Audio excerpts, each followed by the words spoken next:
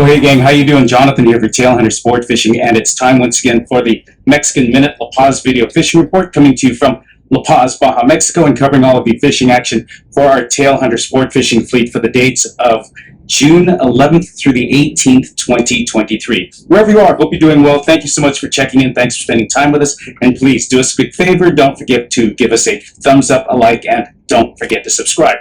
Well, I'm in my car once again trying to do the fishing report.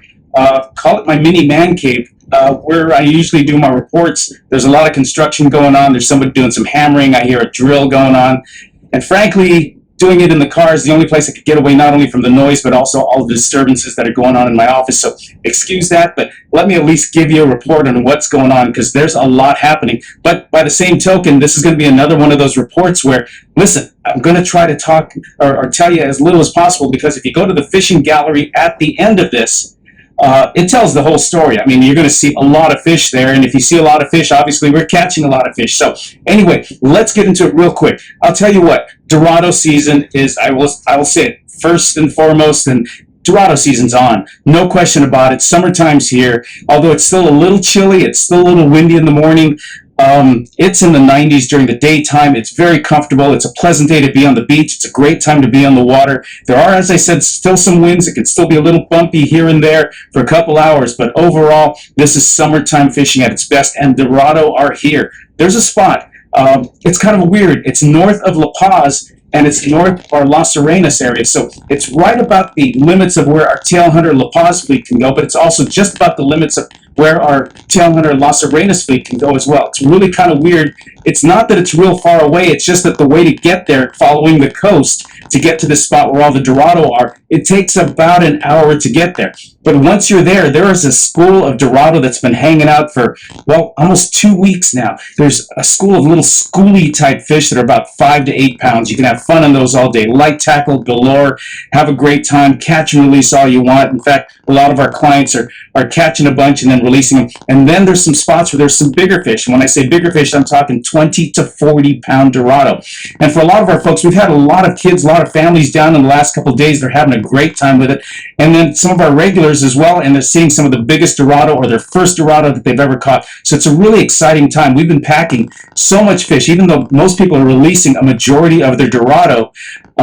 We're probably packing 200 to 300 pounds of fish every single day for folks to take home or to cook in our restaurant. So really, really good fishing. Look at the fishing gallery at the very end, and you'll see just how the Dorado fishing has been. We're also getting other species as well. We had little jags of tuna, nothing real big, nothing to get really, really excited about.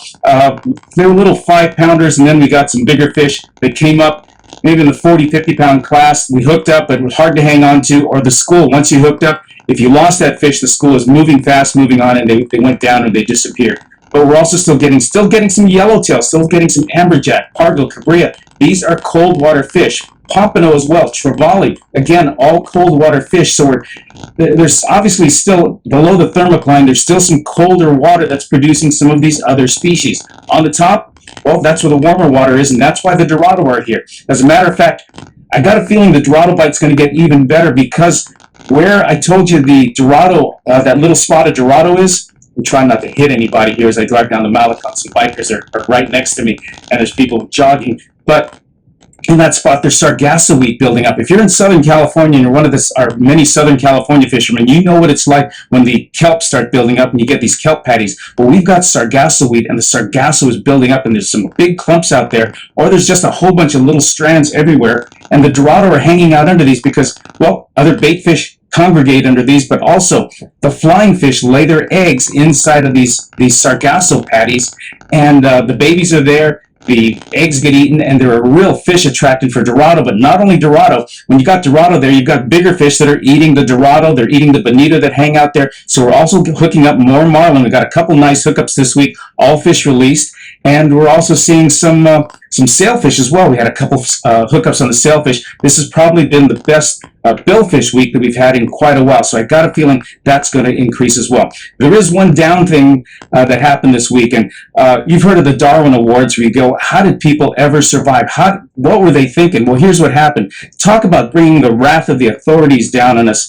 This week, in that hot Dorado spot I was telling you about, some guys got out there and they filmed themselves piling on the Dorado. They had 30 to 50 Dorado in their boat, 30 to 50, 10 times over the limits, and they filmed it. And here's the thing, they laughed about it, and then they posted it on social media. Now, real brilliant. Well, that brought the wrath of the authorities down on all of the fleets. The inspectors were out there for a number of days, checking licenses, checking limits. They know our fleet. They know we're always in line. No problems with our fleets. Everybody was great.